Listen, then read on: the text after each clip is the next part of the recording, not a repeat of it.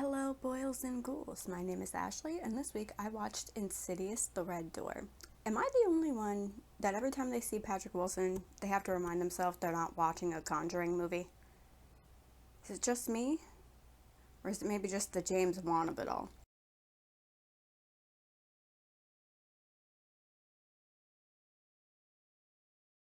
Okay, quick summary of this movie. It's 9 years later, Dalton's going to college, his family is falling apart, nothing's going on with Foster, and apparently this I see dead people thing is an inherited family trait.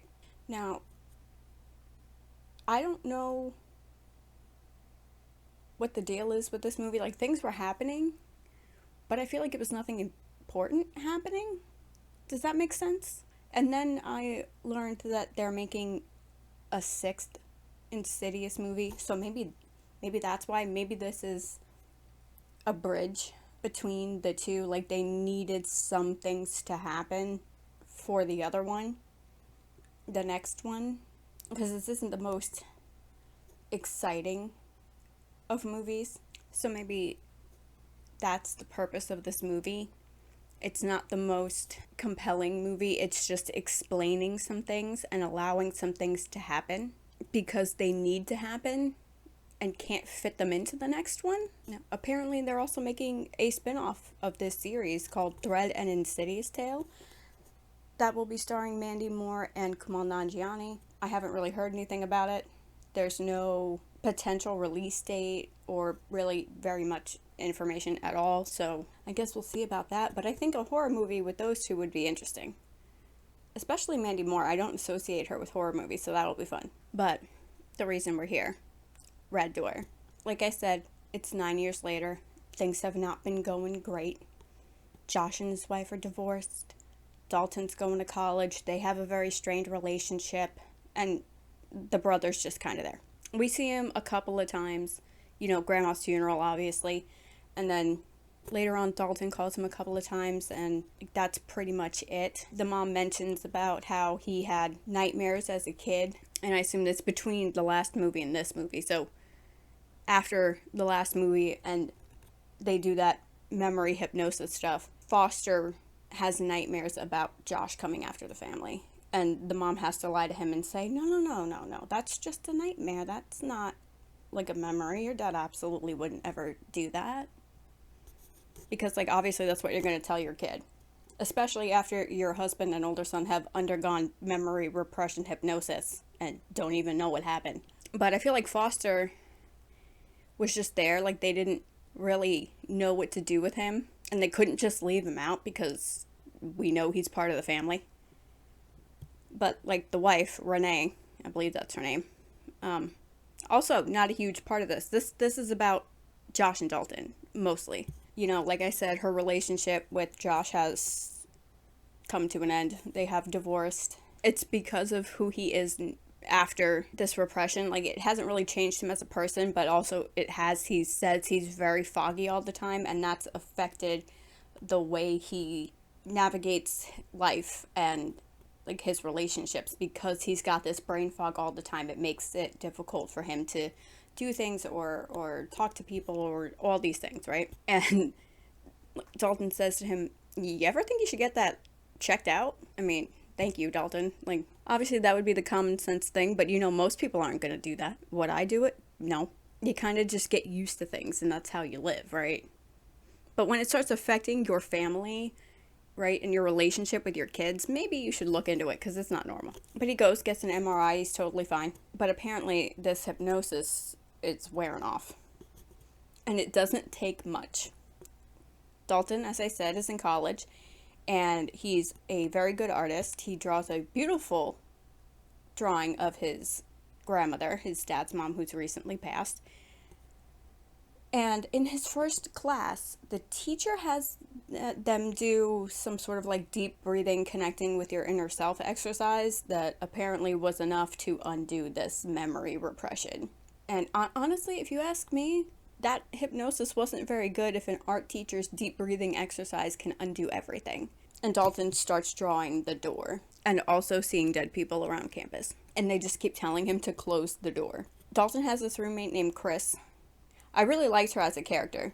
She was on board with his, paranormal, astral projecting, crazy ghost stuff from like the beginning. She did not ask questions. Even when she got a new room assignment, she was still his friend and was like, hey, I'm here to help you out. That would be me. You got weird ghost shit going on? I'm your girl. I got you. Sure, I've known you 5 minutes. I don't care. She's really cool. So I don't know if we'll see her in the next one, but it would be fun if we did, because she was like ready to accept everything, even when a ghost was trying to unalive her. So, as I said, this seeing dead people thing is apparently an inherited trait. Josh has spent his whole life thinking his dad abandoned him, and then when they're going through his mom's stuff, he realizes that's not the case. His dad had the same problem and was trying to put an end to it, and thought by separating himself, he was doing what was best for the family. Of course, your kid doesn't know that, so he's resented him his entire life. They have this, like, I don't even know, like, what they would call it. I guess they call it astral projecting. I don't know that's what it would be in this situation, because they're kind of, like, going into a memory. It's the memory of when Josh came after the family and the kids, right? Dalton goes, like, into the memory. Like, they're in the further. So maybe it's just part of the further, and he stops his dad from coming after him, like child him. Oh, also, I've got Iron Man on in the background, and I just need to say, in case anybody doesn't know, the guy who plays Dalton, the actor playing Dalton, is the same kid from Iron Man 3. I didn't know that because I didn't recognize him, and I feel dumb for not recognizing him, but if you didn't know, it's the same dude. Dalton is Harley from Iron Man 3. If I can relate something back to Marvel, I will. Thank you very much. Anyway, Dalton is stopping his dad from harming the child version of himself, and it knocks him and Josh out of that space, and they're attempting to close the door because that's what literally all of the spirits are telling them to do. Josh sits there with his back to the door, and he's saying the same thing that his dad had written out, that it ends with him. Obviously, if, like, Dalton can see dead people, it's not going to end with you. Even if you shut the door, it's not ending with you because your kid can still do it. And, like, I need to know how this works. Like, can Foster also see dead people? Like, or is this like a firstborn to firstborn situation? Like, how is this trait inherited?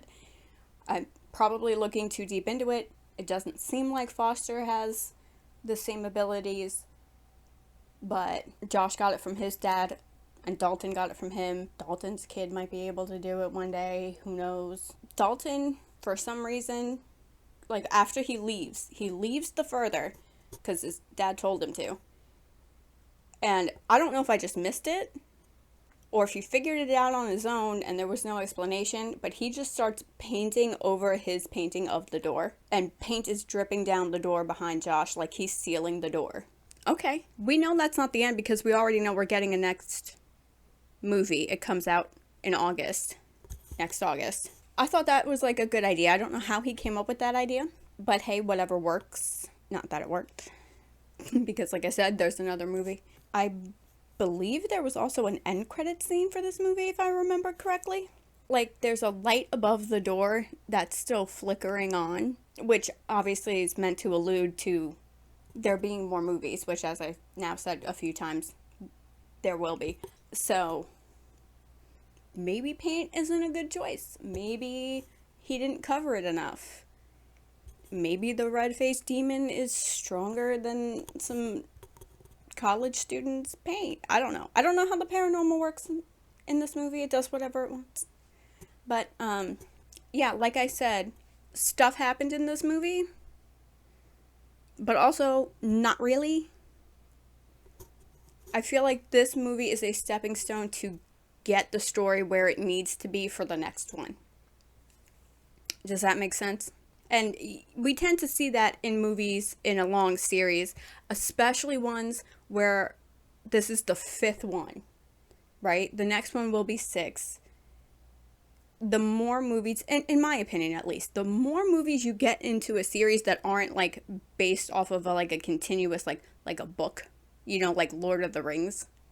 And even those were only 3, 4 if you include The Hobbit. Movies that start getting into the 5 and 6 film range, like TV seasons kind of start falling off, you know, or they have ideas and like, how do we make this fit? Well, we have to separate it because we can't fit it all into one movie. So you get a movie like this where stuff happens because it needs to happen and doesn't have anywhere else to go. So you have Josh seeing the red-faced demon when he's getting an MRI, but that's really it. He learns about his dad, which is important. It's important to the story, you know? It's giving more origin to why they are the way that they are, and, you know, that needs to be included somewhere. And the memory repression wears off because it needs to, if the story's going to keep going. Is this my favorite of the Insidious movies? No. It wasn't horrible.